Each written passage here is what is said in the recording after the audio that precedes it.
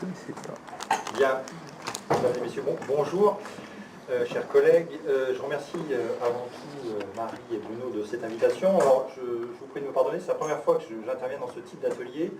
J'avoue que j'ai eu un tout petit peu de mal à calibrer mon intervention, peut-être dans sa durée, mais surtout dans son contenu. Donc j'espère que ce que je vais essayer de vous raconter comblera un peu vos attentes, au moins en partie. Alors effectivement, qu'est-ce que quantifier en sciences sociales? J'ai mis en sciences sociales parce que c'est ma discipline, et que, enfin, en partie au moins, et que je ne m'autorisais pas à déborder trop significativement des sciences sociales, mais vous allez voir, les questions que les travaux que j'ai présentés posent dépassent le simple cadre des sciences sociales. C'est pour ça que je me suis autorisé cette petite parenthèse. Alors, comment est-ce que va se structurer mon propos? J'espère que c'est à peu près lisible. J'avoue que je ne m'attendais pas du tout à une configuration comme celle-ci. Je m'attendais à un atelier. Dans ma discipline, un atelier, c'est 10 personnes. Voilà. Quand on a une configuration comme ça, un tout petit peu différente, je vous prie de pardonner si ce n'est pas totalement lisible. Je vais de toute façon vous dire l'essentiel de ce qui est sur le CD-Diaporama, évidemment.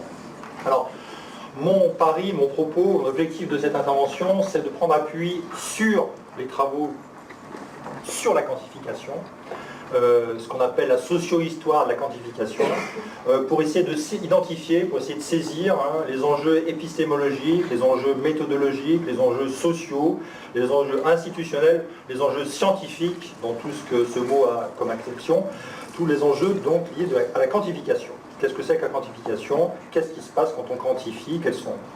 Alors mon propos va être divisé au fond en trois grands temps, en trois temps qui sont d'importance très différente. Une petite introduction à la socio-histoire de la quantification, quand j'ai fait l'hypothèse peut-être un peu naïve que vous ne connaissiez pas forcément ces travaux-là. Si vous connaissez tout ça, je vous prie de m'excuser, puisque ça va vous paraître certainement un peu terre à terre.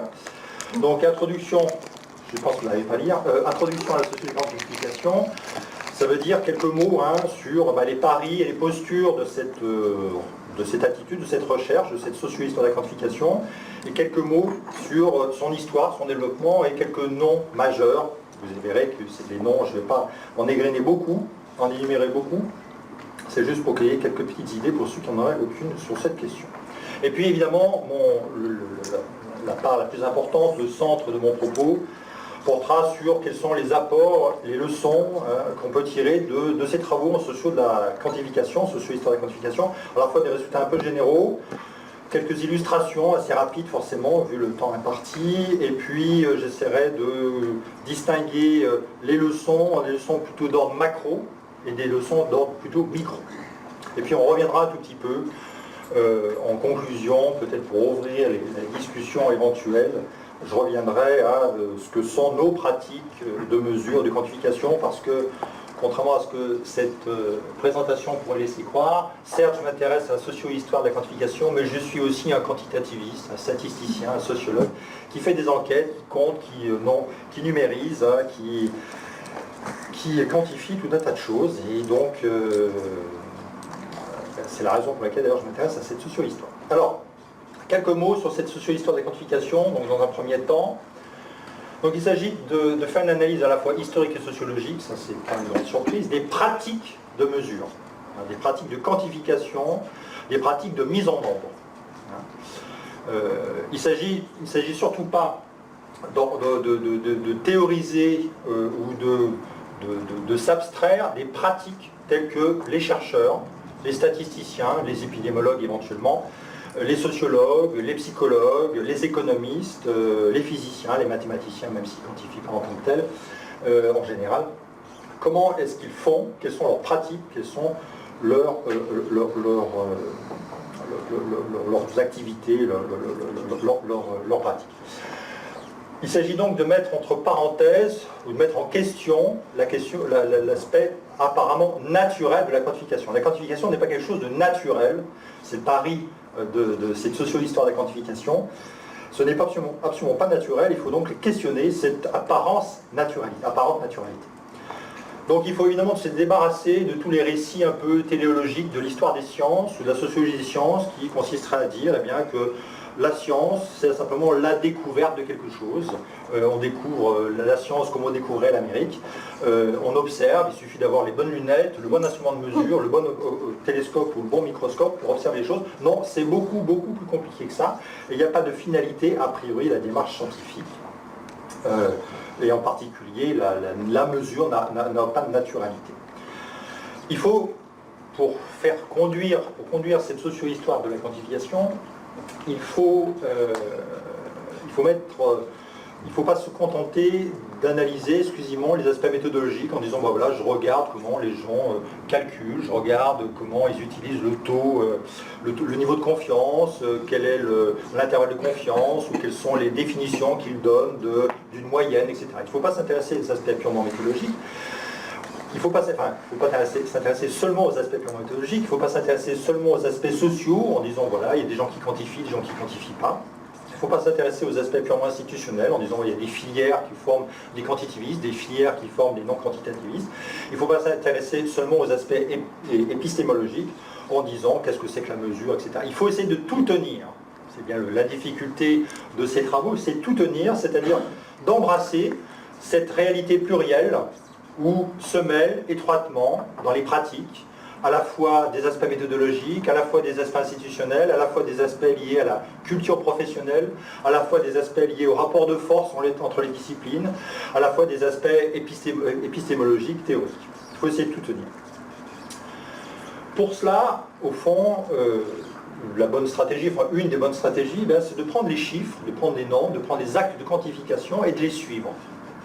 Comme un ethnologue suivrait quelqu'un sur le terrain, eh bien le socio-historien, entre guillemets, de manière un peu figurée en tout cas, va suivre le chiffre sur les différents terrains, de sa production, de son invention, de sa première conceptualisation, aux usages qui en sont faits, aux opérations de communication, au réusage, à la communication qui est faite autour, et parfois aux critiques. Donc il faut essayer de suivre le chiffre, il faut essayer de suivre le chiffre dans toute sa complexité, je l'ai dit, je répète, méthodologique, sociale, institutionnelle, épistémologique. Donc on suit la vie du chiffre dans les différents contextes qu'il traverse. Parce que ce chiffre, évidemment, va traverser différents contextes. Il va peut-être prendre naissance dans les neurones d'un épidémiologue dans un laboratoire, et puis il va être couché peut-être sur une feuille de papier avec 2-3 formules, avec une idée, avec éventuellement un petit calcul numérique, ou simplement une formule abstraite qui est supposée pouvoir le calculer.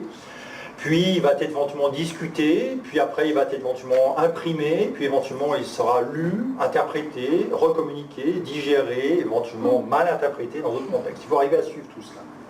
Alors, quelques repères théoriques, je vais aller très vite, pardonnez-moi parce que j'ai beaucoup plus de diapos que je ne pensais initialement. Donc quelques repères théoriques pour d'ancrer cette posture de socio-historique, de socio-histoire de la quantification. On emprunte, ou les socio-historiens de la quantification empruntent à la fois la posture durkheimienne, c'est-à-dire qu'il faut traiter les choses telles qu'elles se présentent, telles que les faits sociaux comme des choses. Je vais très très vite, pardonnez-moi.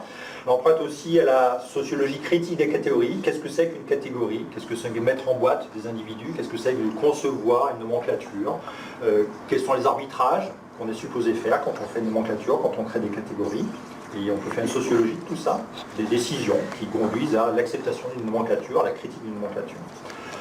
Sociologie bourdieusienne aussi, ou nature bourdieusienne, disons, une sociologie des rapports de force sociaux, puisqu'il s'agit d'identifier quels sont les lieux de pouvoir, les lieux de décision, quels sont les rapports de force dans une communauté scientifique, au-delà de la communauté scientifique, dans la communauté des décideurs politiques, sociaux, etc., qui vont à un moment ou à un autre éventuellement devoir ou pouvoir peser sur la décision du façonnage du chiffre. Et puis une sociologie des sciences, qui, vous le savez peut-être, a beaucoup questionné depuis les années 60-70 cette frontière entre science et société, en considérant, un peu comme le disait tout à l'heure Bruno à propos de la quali-quanti, tout ça est beaucoup plus poreux qu'on ne le pense. Quand on regarde de manière très attentive, de manière très micro, la relation entre les pratiques du scientifique et ce qu'on appellerait communément les décisions sociales et politiques, mais on voit que tout ça est quand même intimement entremêlé et que la frontière, la distinction, le critère de démarcation, comme le disent les philosophes et les épistémologues, entre la science où la connaissance scientifique à la connaissance ordinaire est beaucoup plus poreuse qu'on ne le pense. Autre apport de la sociologie des sciences sur lequel la socio-histoire de la quantification s'appuie, c'est l'anthropologie des pratiques, c'est-à-dire, voilà, allons voir, c'est la fameuse attitude de Bruno Latour, mais il n'était pas le seul, allons voir ce qui se passe dans les laboratoires, allons voir ce que les scientifiques fabriquent concrètement, ce qu'ils manipulent, au-delà de ce qu'ils nous racontent de leur pratique. Et puis, dernier élément qui alimente cette socio-histoire de la quantification, eh bien, c'est la sociologie des controverses, considérant que le moment d'une controverse, d'un débat, c'est tout à fait intéressant. On s'intéresse aux disputes, on s'intéresse aux débats, et on s'intéresse surtout à la manière dont un débat se clôt. Un débat se clôt parfois parce que la raison l'emporte, donc il y a une logique qui clôt le débat, il y a un argument logique, il y a un aboutissement logique. Parfois, ce n'est pas le cas. Il y a tout un tas de situations sur lesquelles je ne peux pas m'arrêter évidemment, mais que ce soit dans les sciences sociales, ça va de soi, mais que ce soit aussi en physique, y compris en physique les plus théorisées, où les débats, les controverses sont clos par des arguments presque d'autorité, et pas par des arguments purement rationnels. Alors, quelques mots supplémentaires sur cette socio-histoire de la quantification. C'est quelque chose qui prend place à partir des années 80, qui prend appui sur tout un tas de travaux. Il y a un fort développement dans les années 90, 2000, et notamment dans le contexte français, si vous regardez ou si vous êtes intéressé un peu à cette littérature, dans les années 90 et 2000, c'est en train un peu de se tasser pour des raisons sur lesquelles je reviendrai peut-être tout à l'heure. Mais voilà, il y a foison, beaucoup de sociologues, d'historiens, d'anthropologues, d'ethnologues s'intéressent, eh bien, par exemple, à toutes les pratiques de quantification, celles des organismes bancaires, celles des épidémiologues, des médecins, celles des physiciens, celles des biologistes, des sociologues, etc. etc. Je ne m'arrête pas sur les noms des collègues plutôt anglophones ou germanophones. Je citerai, parce que d'une certaine manière c'est aussi lui rendre hommage, Alain Desrosières, que je pense que beaucoup d'entre vous connaissent au moins de nom, qui est mort donc, il y a 3 ans maintenant, et qui a été d'une certaine manière un des porteurs, un des vecteurs très actifs de cette installation de la socio-histoire de la quantification en France. Je citerai sans aller plus loin, son ouvrage, disons, symbolique, même si on en a fait beaucoup d'autres après, cet ouvrage, par certains aspects, d'ailleurs, est un peu dépassé, mais voilà, si vous voulez lire quelque chose d'Alain Desrosières, il faut peut-être commencer par cet ouvrage, c'est pas la politique des grands nombres, Histoire de la raison statistique, qui était paru en 93 aux éditions de la Découverte, mais qui est réédité régulièrement en poche depuis. Ça mêle ce que je disais tout à l'heure, à la fois une histoire des États, à la fois une histoire des techniques statistiques, des mathématiques de la statistique et des probabilités, des sciences statistiques et des probabilités, à la fois une sociologie et une histoire des catégories, des nomenclatures, et une sociologie des groupes professionnels qui portent tout ça. Donc ça fait beaucoup. C'est un ouvrage relativement dense, qui aujourd'hui serait dépassé s'il devait être réécrit aujourd'hui avec tous les travaux qui se sont développés depuis les années 90. Évidemment, l'ouvrage prendra une autre tournure, mais voilà, c'est un ouvrage encore symboliquement et sur le fond très fort. Je passe sur l'autre référence. Alors, quels sont les apports, je commence la seconde partie, quels sont les apports de la socio-histoire de la quantification? La première chose, et ça ne devrait pas trop vous surprendre, mais ça permet certainement de poser le vocabulaire et de clarifier les choses, c'est qu'il y a 2 situations idéales typiques que l'on rencontre quand on observe les pratiques de quantification. Et évidemment, je parle bien de situations idéales typiques. Dans les faits, dans les pratiques, ces 2 situations sont souvent entremêlées. Alors il y en a une qui domine un peu dans le contexte de la physique, une autre qui domine un peu dans le contexte par exemple de la psychologie, de la sociologie. Bon. Mais grosso modo, on peut arriver à identifier 2 idéotypes de la quantification de la mesure. Premier idéotype, c'est la mesure. Mesurer, c'est simplement exprimer numériquement une grandeur qui préexiste, une grandeur qui existe indépendamment de l'acte de mesure. Donc mesurer, c'est juste prendre un instrument, je ne sais pas trop ce que c'est, mais enfin supposons qu'on dispose d'un instrument, et puis voilà, je mesure la longueur de la table, je mesure mon poids, je mesure mon IMC, et je peux mesurer tout un tas de choses, mais a priori, il ne fait guère de doute que ce que je mesure existe avant moi, et que c'est un peu comme l'affaire de pi et de la circonférence d'un cercle tout à l'heure qu'évoquait Bruno Falissard. J'ai l'impression que je sois en Chine ou que je me mesure pas tout à fait au sommet de l'Himalaya parce qu'il y a des problèmes de gravitation, mais enfin voilà, grosso modo, j'aboutirai au même résultat si je corrige en plus des variations de gravitation locale. C'est un acte donc qui vise à exprimer quelque chose qui existe déjà, qui préexiste, qui est antérieur à l'acte de mesure. Cet acte de mesure ne perturbe pas la grandeur. C'est-à-dire, c'est pas parce que je mesure la longueur de la table, évidemment que la table va changer. C'est un acte qui se dit objectif, qui est réaliste, qui repose sur une épistémologie réaliste, et qui est neutre, du point de vue de l'instrument de mesure. C'est donc une épistémologie réaliste, je l'ai dit. C'est une épistémologie qui est beaucoup empruntée aux sciences physiques. Alors aux sciences physiques, plutôt la mécanique newtonienne, pas la mécanique quantique, parce que justement la mécanique quantique perturbe. Vous savez qu'en mécanique quantique, mesurer des choses, et c'est perturber la chose qu'on mesure. Donc c'est tout de suite un peu plus compliqué. On ne peut pas mesurer position et vitesse en même temps. Enfin tout ça, et tout un tas de choses très compliquées. Mais dans la physique telle qu'on l'apprend au lycée, en tout cas dans les premières années du lycée, en seconde, première, peut-être en terminale, je ne sais pas où ils en sont dans le programme aujourd'hui, grosso modo, la mécanique classique, l'astro. C'est intéressant. Bon, on redémarre.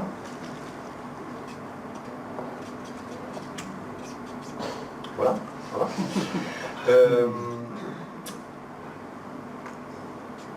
Bref, je passe. Alors, quels sont les termes qui sont associés à ces pratiques? Le mot de mesure, mesurer, mesurage, estimation. Et puis, après, puisqu'il existe une vraie mesure, on va pouvoir se dire qu'il y a des erreurs par rapport à cette vraie mesure. J'estime, je fais une estimation de la longueur de la tâche, je fais une estimation de mon poids, je fais une estimation de la distance entre la Terre et la Lune, je fais une estimation de, je sais pas moi, du nombre d'individus dans un territoire à un moment donné, mais à aucun moment, je ne doute de l'existence d'un vrai chiffre. Je ne peux pas forcément l'atteindre, parce qu'il y a des erreurs de mesure, des approximations, dans mes recensements, je peux me tromper, je peux compter 2 fois les individus ou oublier de compter un certain nombre de personnes. Mais grosso modo, je ne doute pas, à aucun moment, je doute sur le fait qu'il existe une vraie valeur quelque part. Donc on peut du coup parler de biais, on peut parler d'écart, on peut parler d'exactitude ou d'inexactitude de la mesure. L'exemple typique, idéal typique, c'est évidemment le mètre, la mesure des longueurs, le mètre, qui permet de mesurer les distances, les tailles, les dimensions. J'y reviendrai tout à l'heure. C'est un exemple idéal typique, mais vous verrez qu'il est beaucoup plus compliqué qu'on ne le pense. Ça, c'était pour la première conception, idéal typique, de la mesure. La mesure, c'est d'exprimer simplement quelque chose qui se trouve dans la nature avant nous. La deuxième manière d'envisager la mesure, et d'ailleurs on parle moins de mesure, on parle davantage de quantification, c'est justement de quantifier, c'est-à-dire de faire du nombre avec quelque chose qui ne l'est pas forcément initialement. On fait l'hypothèse, en tout cas on suppose, que la grandeur qu'on veut quantifier n'est pas de nature numérique. C'est quelque chose, on ne sait pas trop ce que c'est du qualitatif, bon, c'est exprimé en termes qualitatifs, c'est quelqu'un qui a plus ou moins d'intelligence, quelqu'un qui est plus ou moins dépressif, etc. Puis on essaie de traduire ce plus ou moins en nombre. Donc on traduit quelque chose en nombre, on quantifie, on décrit quantitativement une caractéristique. Et tout ça, ça suppose un acte qui passe presque inaperçu dans le contexte précédent, qui est de chercher des équivalences. De dire, voilà, ces 2 personnes présentent des traits similaires, des signes de dépression à peu près comparables, hop, on va les mettre dans le même groupe, dans le même niveau d'état dépressif. Ou ces 2 individus répondent à peu près de la même manière aux questions, ou ils n'ont pas exactement le même score en test de QI, mais grosso modo, leurs scores sont comparables, je vais le mettre dans le même groupe de niveau d'intelligence. Donc, on est obligé d'établir ce qu'on appelle des conventions d'équivalence. D'accord ? Donc de faire des paquets, de faire des nomenclatures, de faire des groupes méthodologiquement, de manière à ce que les gens, les situations, les choses que l'on mesure, qu'on quantifie, puissent être jugées équivalentes. Parce que si on ne le fait pas, eh bien on ne peut que constater qu'il y a une énorme hétérogénéité. Des intelligences, des états dépressifs, etc. On veut dépasser ce constat d'une énorme hétérogénéité pour essayer de classer les choses, et pour classer les choses et les quantifier, c'est avoir une mesure d'équivalence. On ne parle pas tellement d'objectivité dans le cas idéal typique de la mesure, on parle d'objectivité, ma mesure est objective, mes résultats sont objectifs. Là, on parle beaucoup moins d'objectivité, on va parler d'objectivation. L'objectivation, c'est en fait une démarche qui vise à essayer de se débarrasser de tous les oripeaux, de tous les petits biais, tous les petits problèmes, ou tous les petits soucis qu'aurait pu introduire le savant, le dispositif. C'est-à-dire qu'on essaie de rendre le plus transparent possible ce que je fais. Ce n'est pas l'objectivité, c'est l'objectivation. Donc, on n'est pas sur une épistémologie, une conception réaliste des choses, on est sur une conception plus constructiviste des choses. C'est le processus qui construit ma mesure d'intelligence, c'est le processus qui construit ma mesure des états dépressifs, c'est mon dispositif qui construit le nombre d'individus sur un territoire donné. Épistémologie constructiviste, voire opérationnaliste, je reviendrai un petit peu tout à l'heure sur ce terme.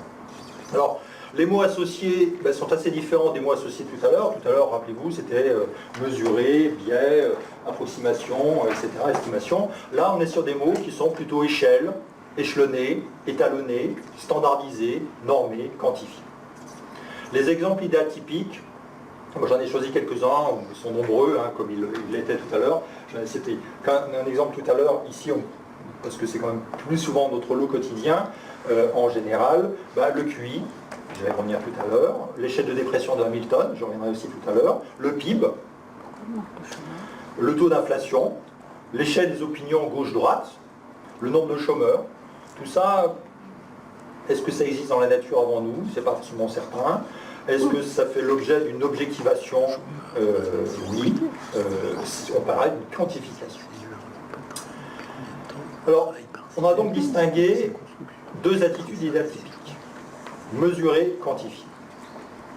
Autre apport de la socio-histoire de la quantification, c'est de distinguer deux raisons d'être, deux objectifs de la quantification. Ces deux objectifs, c'est un peu comme la classification que proposait tout à l'heure Bruno Falissard en 3 critères dans un sens, 3 critères dans l'autre. Moi j'ai 2 critères dans un sens, 2 critères dans l'autre, c'est un peu plus pauvre, je suis désolé. Mais c'est pas les 2 critères que je vais donner ici ne sont pas synonymes des 2 critères précédents, même si spontanément on a l'impression que c'est la même chose. Premier objectif possible des mesures des dispositifs de quantification, c'est de prouver, d'établir des lois scientifiques, de chercher la vérité, de connaître l'univers, le monde. On fait science de manière désintéressée. Je fais de la science, je fais de la recherche pour la recherche, je fais de la recherche de manière désintéressée, de la connaissance pour la connaissance. On cherche à établir des vérités dites immuables. Deuxième attitude possible, radicalement différente, on cherche à prendre des décisions. On cherche à arbitrer, on cherche à coordonner, on cherche à diriger, à gouverner, à piloter, à gérer. C'est pas nécessairement synonyme tout ça. Donc, et c'est là qu'intervient, alors tout à l'heure Bruno Falissard se demandait si vous vous posez la question de savoir, vous réactivez la question de savoir si les statistiques étaient une science mathématique. Moi j'aurais tendance à dire non, par l'histoire des statistiques, alors pas dans ses développements les plus récents, parce qu'il y a une partie de l'histoire statistique qui se branche aux mathématiques, et donc évidemment ça devient des mathématiques, mais dans son histoire, les statistiques viennent plutôt finalement des questions sociales, politiques, démographiques, on va dire politiques au sens large, et l'histoire de la statistique va de pair avec le développement des États. D'ailleurs, étymologiquement, c'est presque la même chose. Donc, il y a des enjeux de gouvernement, on va dire, de pilotage.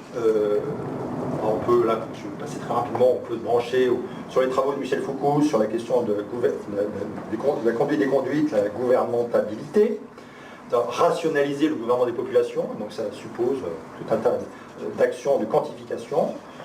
Sur les travaux plus récents, dans un contexte plus récent, on peut parler de gouverner par les instruments, on y reviendra un tout petit peu tout à l'heure.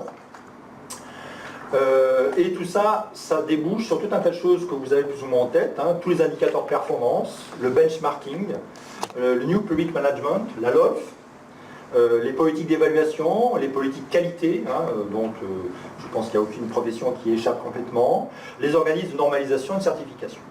Donc, d'un côté, on est du côté de la recherche du savoir pour le savoir, de l'autre côté, on est du côté de la recherche d'une décision, d'un arbitrage.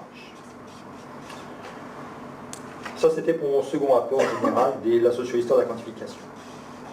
Troisième apport, de nature très différente, mais voilà, vu le temps dont je disposais, J'ai déjà pas mal grignoté d'ailleurs. Enfin, j'accélère, j'en suis même pas à la moitié de mon temps, j'ai un diaporama, pardonnez-moi. Donc, ça va, hein, Olivier. Bon, si ça va, tout va bien. On est tous à notre tête de toute façon. Oui. Donc, un constat est là qui vaut à la fois pour les sciences, disons, de la physique, les sciences de la nature, pour les sciences biologiques, pour les sciences sociales. Ce que l'on quantifie, ce que l'on mesure, c'est souvent des grandeurs invisibles. Bon, une distance est visible, éventuellement, il y a tout un tas de choses. Quand on pense, mesure de manière très idéale typique, bon, oui, on voit des choses qu'on mesure, des distances, éventuellement des poids, on se figure, on a une expérience de tout ça, mais très souvent, ce n'est pas le cas. Ce sont des grandeurs latentes, sous-jacentes. On ne peut pas les observer directement, donc on peut ne les observer que indirectement. Ce sont des grandeurs difficilement saisissables. Donc, il faut toujours travailler, enfin souvent travailler avec des indices. Je prends l'exemple de l'intelligence, sur lequel je reviendrai tout à l'heure. Ceux qui pensent pouvoir mesurer l'intelligence, eh bien, vont dire que c'est difficilement observable. Bon, il y a bien les phrénologues qui avaient pensé étudier la forme du crâne, le poids du cerveau, ou la taille de la boîte crânienne, etc., ou les bosses, les mathématiques derrière, tout ça. Mais bon, tout ça est quand même un peu dépassé. Un peu plus tard, les gens estimaient qu'on pouvait faire des tests d'intelligence, c'est quelque chose de pas immédiatement saisissable, c'est sous-jacent, ça se traduit par des indices, capacité, logique, tout un tas de choses. Et donc il faut multiplier les mesures, il faut multiplier les observations pour agréger tout ça. Et donc tout ça repose au fond sur ce qu'on appellerait le paradigme de l'indicateur. On construit un indicateur qui est un agrégat d'indices, et cet indicateur va nous donner une appréciation quantitative, on va dire une mesure, de la grandeur que je cherche à quantifier. D'accord ? Donc, on est obligé de multiplier les mesures. En sciences sociales, on le sait très bien, par exemple, savoir si les gens, en sciences sociales, c'est pas l'exemple que je donnais n'est pas issu de ma spécialité, mais c'est un exemple assez commode. Si on veut savoir si les gens sont de gauche ou de droite, on peut naïvement leur poser la question, mais on sait très bien que ça ne suffit pas. Donc il faut, d'une certaine manière, poser tout un tas de questions sur le rapport à la peine de mort, sur le rapport à l'avortement, sur le rapport éventuellement à la religion, sur le rapport aux promesses sociales, sur le rapport à la distribution, sur le rapport aux inégalités sociales. Bon, on multiplie les questions, on fait l'agrégation de toutes ces réponses, qui sont faites des indices, et une fois agrégées, ça nous donne une petite idée éventuellement de leur positionnement sur une échelle qu'on suppose exister entre la droite et la gauche. Voilà. Tout ça suppose qu'il y ait un instrument qui ne préexiste pas, qu'il faut inventer, qu'il faut le définir. Et plutôt que de parler d'un instrument de mesure, parce qu'un instrument de mesure, on imagine tout de suite un mètre, un double décimètre ou une balance, on va parler plutôt d'un dispositif de mesure. Pourquoi est-ce que je préfère parler d'un dispositif de mesure? Parce qu'en fait, ce n'est pas simplement un petit instrument ou un petit calcul dans mon ordinateur ou un petit algorithme sur ma calculatrice ou sur mon télémètre laser. C'est quelque chose de beaucoup plus compliqué que ça. Ça embarque tout un tas de compétences, ça embarque des nomenclatures, ça embarque des dispositifs d'enregistrement, ça embarque des dispositifs d'enquête, ça embarque des informaticiens, des statisticiens, des sociologues, etc. Ça embarque un dispositif social, cognitif colossal. Et donc, plutôt que de parler d'un instrument, qui pourrait être un peu réducteur, on préfère, en tout cas je préfère parler de dispositif de mesure, on va dire d'une institution de mesure. Ça suppose aussi de définir un étalon, c'est-à-dire un repère. Quatrième leçon de la sociologie de la quantification.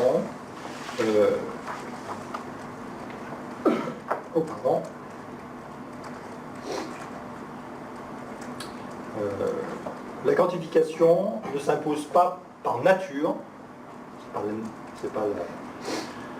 mais bien par culture. C'est la conséquence de quoi? C'est la conséquence, c'est ce que nous raconte une grande partie des historiens de la quantification, c'est la conséquence de la recherche de règles communes. Vie en société, quand les sociétés grandissent, quand les groupes sociaux, quand les groupes humains grandissent, eh bien, il faut des règles communes. Et cette recherche de règles communes sont en grande partie à l'origine des principes de la recherche des outils de quantification, de comptage, de mesure.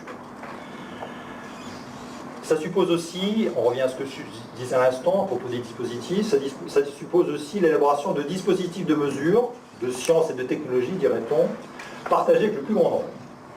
si vous définissez le maître, et je reviendrai sur l'histoire du maître tout à l'heure, si vous définissez le maître dans votre coin, mais qu'il n'y a pas un dispositif national, voire international, qui progressivement impose le maître dans presque tous les pays du monde, sauf les États-Unis, eh bien, ça n'a aucun sens de définir le maître. Vous serez très content, vos enfants sont très contents de l'invention de papa, mais ça ne servira à rien. D'accord ? Ça suppose donc qu'il y a une technologie, il y a une science, il y a aussi une machine sociale qui se met en route pour imposer la norme de la mesure. Donc la quantification ne s'impose pas ontologiquement, par nature, elle s'impose parce qu'il y a des exigences politiques, sociales, économiques, très souvent. Simplement de pouvoir, Bruno Félissard le disait tout à l'heure, j'ai oublié de... Enfin, je n'ai pas mon carnet sous les yeux, mais ça permet de communiquer, d'échanger, de se mettre d'accord. C'est un peu ce que je disais tout à l'heure, donc je vais le redire brièvement. C'était effectivement un des points que j'avais prévu d'exprimer avant que Bruno Félissard pose la question. Les sciences statistiques et probabilistes puisent d'origine davantage dans les besoins politiques, économiques, sociaux des États que dans les besoins issus des savants travaillant sur les sciences de la nature et de la Terre. La question, il y a beaucoup de choses qui viennent de l'astronomie, etc., mais au fond, par exemple, l'état de mortalité, il y a des démographes dans la salle, donc je ne m'aventurerai pas sur ce sujet, mais le calcul des probabilités, c'est lié à la question des tontines, c'est lié à la question d'état de mortalité, etc., c'est des questions qui sont avant tout sociales, démographiques, avant d'être physiques. On ne pose pas le problème de l'aléa dans la mesure en physique avant le 19e siècle. Alors qu'il existait avant dans les sciences qui auparavant ne s'appelaient pas sociales, dans les savoirs, disons, sur l'homme et la société. Alors là, dernière petite remarque qui fera le lien avec l'exposé de Bruno Félissard. J'aurais tendance à vouloir distinguer, en tout cas mon exposé le fait, ce qu'on appellerait mesure, quantification et ce qu'on appellerait mathématisation. Il y a des sciences mathématiques, des sciences mathématisées qui ne sont pas quantifiées et des sciences quantifiées qui ne sont absolument pas mathématisées. Voilà, donc je fais la distinction, ce n'est pas mon propos essentiel ici. Alors, tout ça c'est très bien, mais comment est-ce qu'on peut essayer de se convaincre de tout cela? Et qu'est-ce que c'est finalement que la quantification? On a désigné des idéotypes, on a dit c'est pas ceci, c'est plutôt cela, mais bon, qu'est-ce que c'est en bout de course? Eh bien, en fait, c'est là le point sur lequel appuyait fortement et qui a défendu fortement jusqu'à la fin de ses jours Alain Desrosières. C'est qu'il faut accepter ces contradictions et cette tension, cette double tension. Il faut accepter ces doubles tensions. Il faut accepter la posture réaliste et la posture constructiviste. C'est-à-dire qu'à la fois, je construis un dispositif de mesure, mais qui se veut réaliste. C'est un petit peu comme tout à l'heure, dans l'exposé précédent. Eh bien, je sais que c'est faux, mais je fais comme si c'était vrai. Je sais que c'est pas 100% faux, c'est pas 100% vrai, je sais que mes lois de la mécanique newtonienne ne sont pas vérifiées de partout, dans tous les contextes, etc. C'est très compliqué, mais je fais comme si. Je sais que il y a une part de construction sociale, d'accord social, une entente entre nous pour dire que, ok, on y va. Donc il faut à la fois accepter cette posture réaliste et cette posture constructiviste en même temps. Il faut aussi, parce que l'histoire nous montre qu'à aucun moment ça a pu être séparé, il faut, même s'il y a des revendications de séparation, il y a des revendications dans l'histoire des sciences, évidemment, les savants, les comités scientifiques, les groupes, les académies des sciences, les comités scientifiques, les disciplines ont revendiqué leur autonomie. C'est tout à fait légitime. Mais en pratique, cette autonomie est toujours relative, elle n'est jamais parfaite, et donc il y a toujours une intrication entre la visée savante et la visée politique. La visée savante, désintéressée, et la vision des politiques, qui est la visée de la décision. C'est ce qu'observe, c'est ce que la phrase que vous n'arrivez pas forcément à lire, mais peu importe, c'est ce qu'elle exprime, c'est que quand on regarde les statisticiens, quand on regarde les savants, quand on regarde les scientifiques, ils sont, ceux qui ont travaillé sur ces questions-là, on finit par convaincre le lecteur que je suis que eh bien, la séparation est très souvent artificielle. Elle est en partie rhétorique, mais pas au mauvais sens du terme. Elle est simplement pour un moment, pour réaffirmer son autonomie par rapport au pouvoir politique. Donc, je suis sociologue, je suis médecin, je suis physicien, vous n'allez pas me la faire. Mais en pratique, il y a une relation assez étroite. Alors, cette position-là, qui consiste à accepter, même si ça va un peu à l'encontre de ce qu'on apprend éventuellement et ce qu'on nous demande de faire, mais accepter cette tension permanente, cette double tension permanente entre le réalisme et le constructivisme, d'une part, et entre la visée savante et la visée politique, d'autre part. Il ne faut surtout pas confondre ça avec ce que j'ai évoqué rapidement tout à l'heure, c'est ce qu'on appelle l'épistémologie purement opérationnaliste. L'épistémologie opérationnaliste, un tout petit mot, pour ceux qui auraient des doutes sur cette notion, c'est l'épistémologie qui en grande partie est née autour des travaux du Cercle de Vienne, donc ces philosophes des sciences des années 30, d'un grand physicien, Percy Brugman américain, et d'un grand psychophysicien, Stanislas Stevens, qui consistait à dire, puisque la réalité, la vérité, tout ça est inaccessible, puisque la mécanique quantique nous a montré à quel point c'est très compliqué de connaître les choses, et y compris les phénomènes physiques, eh bien, adoptant une position purement opérationnaliste, mon concept, ma mesure, c'est ce que j'obtiens avec mon instrument. Point. Ce n'est rien d'autre. Mon intelligence, le niveau d'intelligence, ma mesure d'intelligence, je ne sais pas ce que c'est que l'intelligence. Je ne sais pas ce que c'est que la dépression. C'est extrêmement compliqué. Peu importe. Moi, j'ai un instrument de mesure et ça me suffit. Je ne vais pas au-delà de cette définition purement opérationnelle de mon instrument et de mon concept. Alors, c'est une diffusion radicale qui évidemment a été beaucoup critiquée, mais qui a eu son nom de gloire et qui, d'une certaine manière, encore aujourd'hui, est souvent répétée. On prête par exemple à Alfred Binet, donc le psychologue qui... Bon. Bref, l'idée, si on va faire la phrase selon laquelle l'intelligence, c'est ce que mesure mon instrument, il n'a jamais écrit ça, il n'a jamais prononcé ça, mais c'est un tout petit peu cette idée-là. Il y a des psychologues américains qui avaient défini l'intelligence comme le résultat de mesure mon instrument. Le reste, c'est de la philosophie ou de la littérature. C'est également à distinguer, pour ceux qui connaîtraient ses travaux, de la posture de Bruno Latour, la posture latourienne, qui est aussi une position radicale, puisqu'il tente de redéfinir, il propose de redéfinir la réalité, non pas comme ce qui rentre dans le laboratoire pour être étudié par le savant, par le scientifique, mais ce qui en sort. La réalité, on ne sait pas ce que c'est, jusqu'à ce que le scientifique dise voilà ce que c'est que la réalité. Voilà comment se comportent les électrons, voilà comment se comportent les bactéries, voilà comment se comportent les individus. Ceux qui rentrent dans le laboratoire, on ne sait pas trop ce que c'est. Ce qui en sort, c'est la vérité. La réalité, pardon. La réalité. Donc, la réalité n'est pas l'input dans le laboratoire, dans le travail du scientifique, c'est bien son output. Donc, c'est une conception où on inverse complètement tout. C'est une spécialité de Bruno Latour de toujours inverser. On est en rencontre, d'une certaine manière, de nos épistémologies les plus ordinaires. Ça a beaucoup de vertus. Là, en l'occurrence, ce qui nous est proposé ici par la socio-histoire de la quantification, ce n'est pas l'épistémologie latourienne.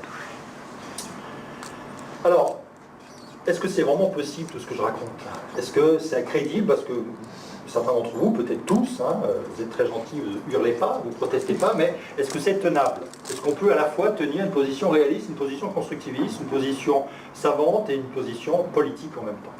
Est-ce que c'est vraiment possible? Alors, je vais faire un exercice avec vous. Je vous encouragerai à lire l'ouvrage qui correspond. Ce n'est pas du tout un ouvrage dont je suis l'auteur, donc je vais faire une publicité totalement gratuite. C'est sur le maître.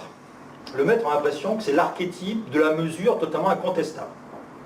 Alors vraiment, s'il y a bien un truc, autant la mesure d'intelligence, de la dépression, du nombre de chômeurs, du PIB, de la richesse, des inégalités, tout ça, c'est très compliqué, autant le maître a l'impression que là, il n'y aura pas de contestation possible. Alors, quand on regarde l'histoire du maître, et je vous encourage vivement à lire cet ouvrage, c'est un ouvrage à la fois très savant, mais qu'on peut vraiment lire à la plage, c'est tout à fait passionnant, et ça croise, je sais pas de plaisanterie, ça croise tout ce que je viens de raconter sur les différents statuts de chercheurs, de savants, parce qu'on est à la fin du 18e, début du 19e siècle, donc on ne parle pas de chercheurs, on parle plutôt de savants, et en l'occurrence d'astronomes. Donc, ça mêle à la fois les différentes conceptions du métier, entre celui qui recherche la vérité et celui qui recherche juste une décision pratique pour faire avancer le schmilblick. Ça mêle des enjeux politiques, évidemment, on est en plein contexte de Révolution française, de consulat, d'empire, de restauration, etc. Donc il y a des enjeux politiques majeurs qui pèsent sur le travail de ces astronomes qui vont définir le maître, qui sont en charge de définir le maître. Alors c'est un ouvrage qui est en poche, qui est vraiment, je vous assure, absolument passionnant, il est fort bien écrit. Donc si vous voulez vous convaincre en grande partie de ce que je raconte, vous pouvez lire cet ouvrage. Vous pouvez le lire pour aussi d'autres raisons. Pourquoi le mètre? Pourquoi est-ce que alors, il y avait eu déjà des tentatives avec Cassini auparavant, bon, bref. Mais voilà, il y a une tentative, il y a une volonté très ferme au moment de la Révolution française, dans les années qui ont précédé, qui ont annoncé la Révolution, qui ont précédé la Révolution française et surtout durant les périodes de troubles de la Révolution française jusqu'à la Restauration, hein, une volonté très forte, avec des hauts et des bas. Napoléon était un peu moins convaincu, puisque voilà, ça allait à l'encontre d'un certain nombre de choses, mais enfin, peu importe. La volonté de définir une unité universelle de mesure des distances, des longueurs, parce que c'est le bazar. Chaque ville, chaque département, chaque comté, chaque commune a son propre instrument de mesure. Paris, même certaines communes de ce qu'on appelle la banlieue de Paris n'ont pas les mêmes instruments qu'à Paris, les pratiques de mesure ne sont pas les mêmes, même si les instruments sont les mêmes, les usages d'instruments ne sont pas les mêmes. Bon. Donc il n'y a rien de commun à tout ça. Et dans sa volonté en plus universaliste, la France a estimé qu'il fallait absolument définir une unité non seulement pour la nation, mais pour le monde. Donc il y a une volonté de mondialisation. Et au fond, quand on regarde cette histoire, on s'aperçoit que beaucoup de pays ont adopté le mètre avant la France. Ont adopté le mètre français avant la France. La France a finalement adopté le mètre qu'à la fin du 19e siècle, contrairement à ce qu'on pourrait croire. Il y a eu tout un tas de tentatives avortées. Voilà. Il faut une convention pour définir le mètre. Alors cette convention, il faut qu'elle soit incontestable, et c'est pour ça que deux astronomes, Méchain et Delambre, partent mesurer le méridien terrestre, enfin une partie du méridien terrestre qui passe par Melun, sur la hauteur de la France.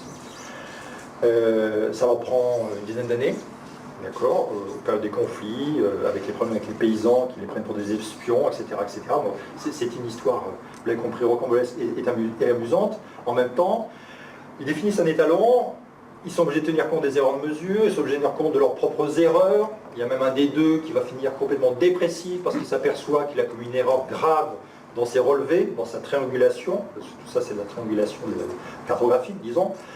Donc il déprime, mais malgré tout, il faut quand même avancer. Il déprime parce que lui, il a une visée purement savante, mais son collègue Delambre a une visée beaucoup plus politique et dit maintenant, il faut avancer, c'est pas grave, on y va. L'erreur, ça le trouble, mais on finit par avancer. Donc, ça permet de définir un étalon. Cet étalon, vous le savez d'ailleurs, il a été remplacé depuis par des étalons qui ont été affinés, parce qu'ils avaient fait des erreurs. Donc l'étalon, le premier étalon, celui qu'on voit encore à Paris, devant le Sénat, tout ça, les talons étaient imparfaits, parce que justement il y avait des erreurs de mesure, donc on améliore les mesures, etc. Puis on finit par abandonner les talons, le fameux étalon du pavillon de Breuil, en région parisienne, en platine. On finit par l'abandonner, on définit le mètre comme une longueur d'onde, enfin comme un multiple d'une longueur d'onde d'une particule, et puis maintenant le mètre, vous le savez peut-être ou pas d'ailleurs, est défini comme une distance parcourue par la lumière en 299 000 de secondes.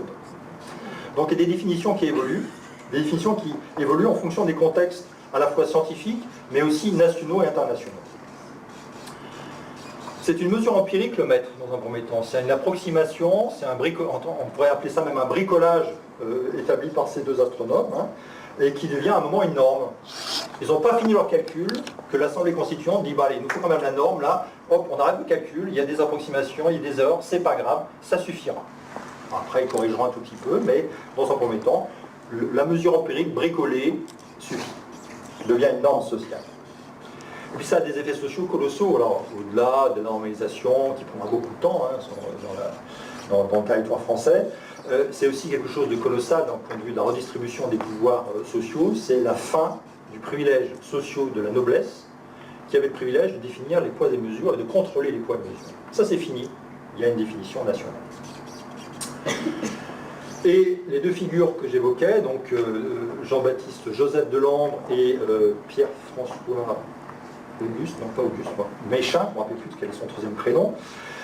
Voilà, incarne bien ces deux conceptions, conception réaliste d'un côté, conception constructiviste de l'autre, conception savante, conception politique, et c'est leur travail ensemble qui définit le mètre dans un contexte de réforme sociale, de transformation sociale. Donc le mètre, oui, on peut aller chez n'importe quel magasin de bricolage acheter un double décimètre, un double mètre. C'est quelque chose qui en fait mobilise, vous le voyez, un ensemble social colossal. Et ce qui est remarquable dans cette affaire, c'est que ça délègue à un instrument, à un dispositif, à un appareil, ce qui a auparavant est un acte humain. Aujourd'hui, on délègue ça à des appareils, un double décimètre éventuellement, à un appareil qui mesure les distances au laser et des choses très compliquées. Bon, on délègue la mesure des mètres, la précision à des dispositifs. Auparavant, chose qui était faite avant la Révolution française ou dans les pratiques disons, les plus communes de mesure, eh bien, voilà, ouais, je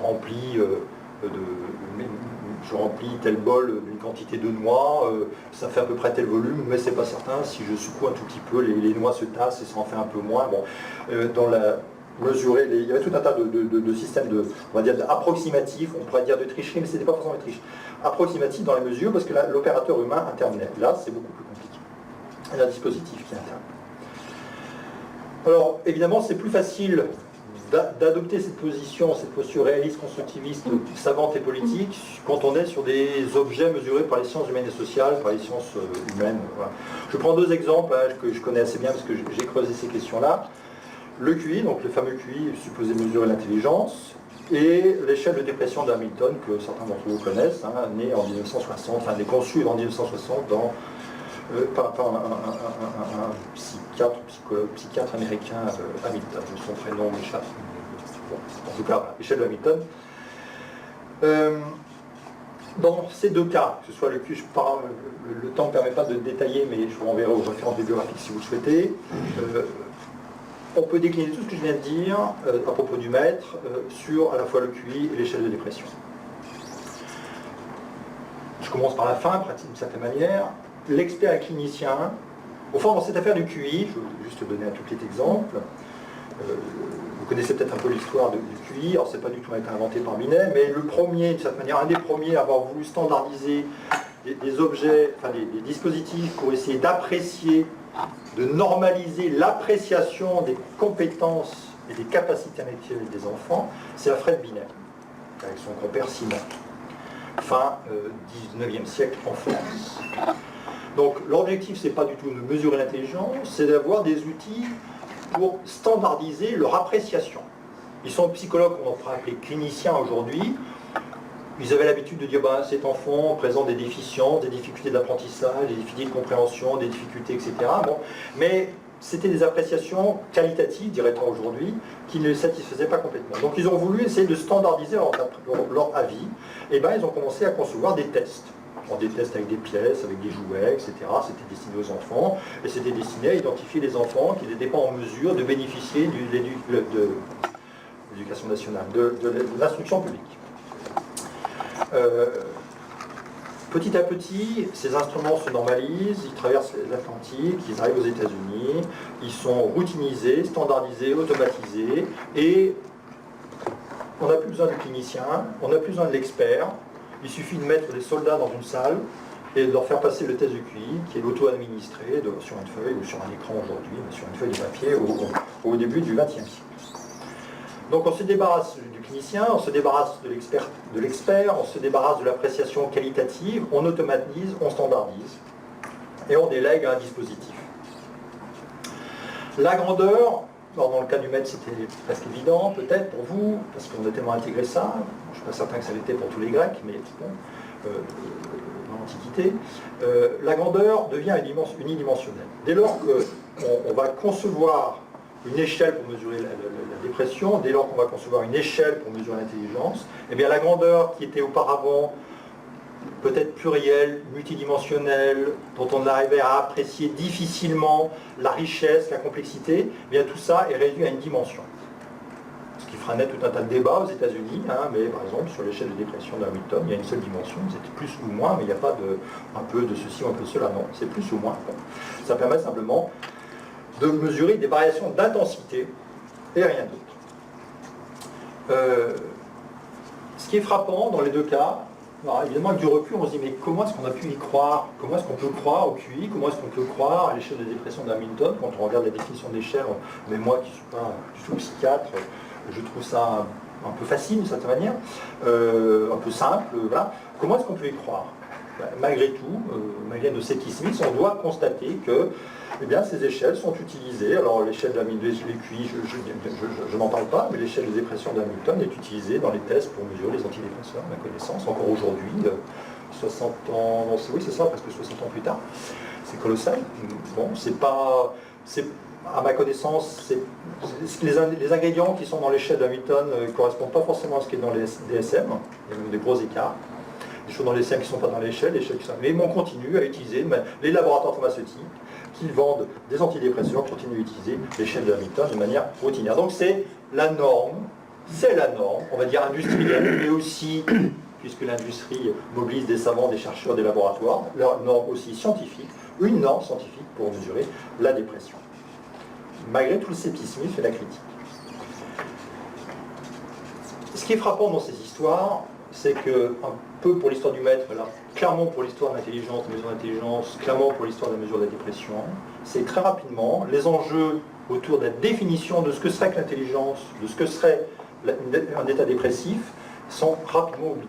En tout cas, ça se joue ailleurs. Ça peut se jouer quelque part, mais ça se joue ailleurs. Dans l'histoire que je connais bien, l'histoire de la mesure d'intelligence, il y a tout un tas de psychologues, quand ils commencent à voir apparaître ces tests de mesure d'intelligence, et ces tests qui aboutiront au QI dans les années, fin des années 10, début des années 1920, eh bien, sont sceptiques. Mais en fait, leurs critiques se taisent assez vite, ils vont s'occuper d'autre chose, ils vont estimer que la bataille est perdue, et ces critiques contre le QI reviennent régulièrement, il n'empêche qu'il y a une industrie du QI. Alors le QI n'est pas complètement standardisé, l'échelle d'Hamilton l'est. Il y a eu des critiques de l'échelle d'Hamilton, il y a encore des critiques de l'échelle d'Hamilton à ma connaissance. Mais ces critiques ne vont pas au point de déstabiliser la norme, l'instrument totalement installé.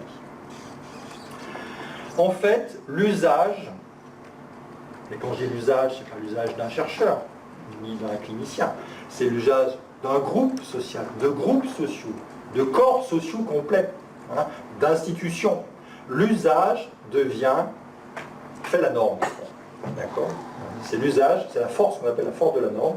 L'usage, la norme vient de la force. La norme vient de l'usage.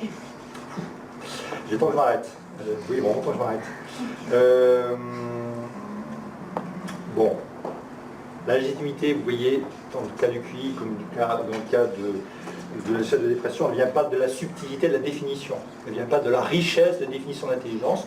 D'ailleurs, on peut regarder dans les psychologues qui ont conçu les échelles d'intelligence, comme dans le travail d'Hamilton.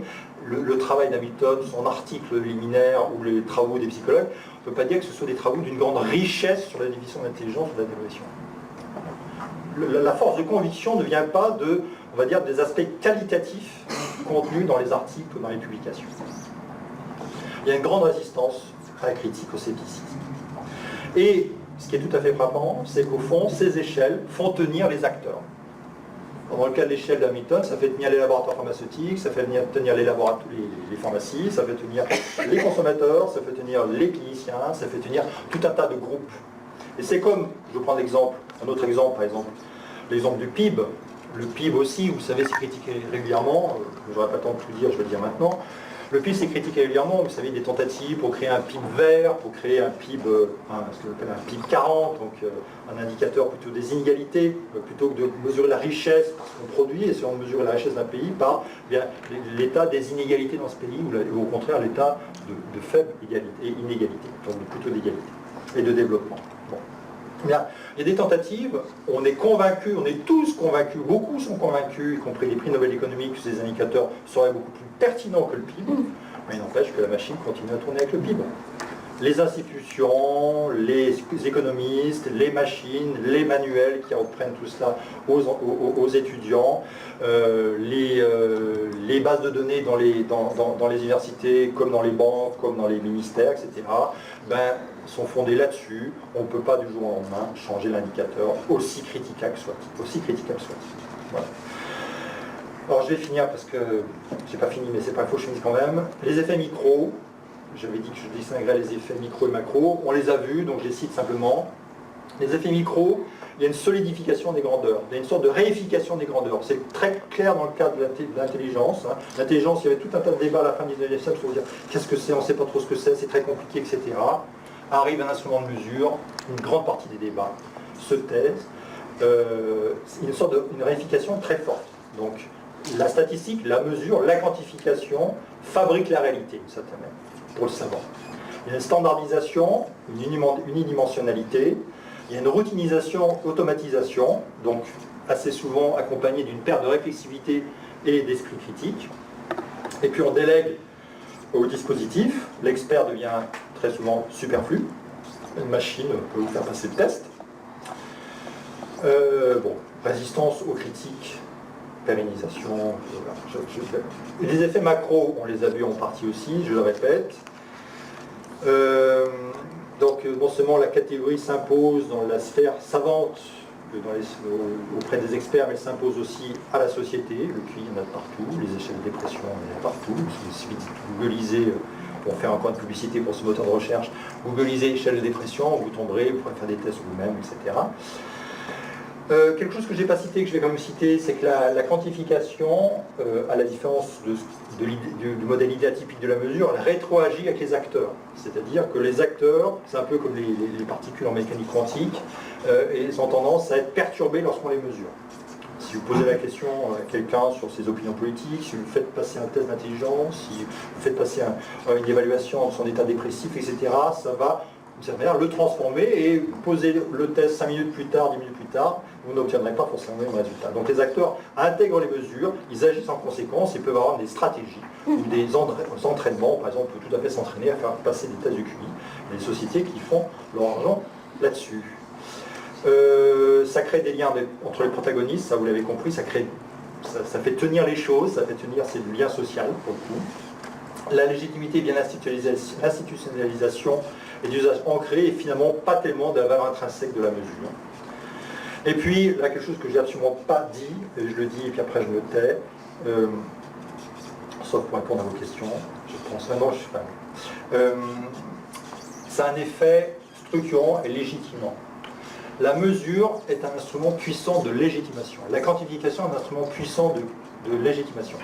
Je pourrais le citer dans le cadre des psychologues, j'ai longtemps étudié à propos de la psychométrie, faire venir à soi les outils de la statistique, de la probabilité, de la quantification, de la mesure, a permis à une partie de la psychologie américaine de se sauver des attaques d'autres domaines, des philosophes et de la psychologie clinique. Donc il y a un outil, il y a un effet, disons, de légitimation, de défense et même de construction d'une discipline. Je vais donner un autre exemple qui n'a pas grand-chose à voir. C'est l'exemple donné par un historien américain, un historien de la statistique américain qui s'appelle Theodore Porter, Ted Porter, dans un ouvrage qui s'appelle Trust in Numbers en 1995. Il montre très bien à quel point la quantification, et notamment l'invention du calcul coût-bénéfice, a permis aux ingénieurs, l'équivalent américain des ingénieurs des ponts et chaussées, d'asseoir leur légitimité dans le contexte américain. Les ingénieurs des ponts et chaussées français, construire un barrage, un pont, un édifice quelconque, ils n'ont pas de problème de légitimité, ils ont la légitimité de leur corps, ils ont la légitimité du prestige de leur profession, du prestige des racines anciennes de leur statut d'ingénieur et de membre d'un grand corps d'État français. Donc ils n'ont pas de compte à rendre aux administrés, aux citoyens. Quand ils construisent un pont, ils peuvent dire c'est comme ça. Ce n'est pas du tout le cas des ingénieurs, l'équivalent des ingénieurs des ponts et chaussées américains, qui est une profession très largement dominée, qui pèse peu socialement dans les décisions.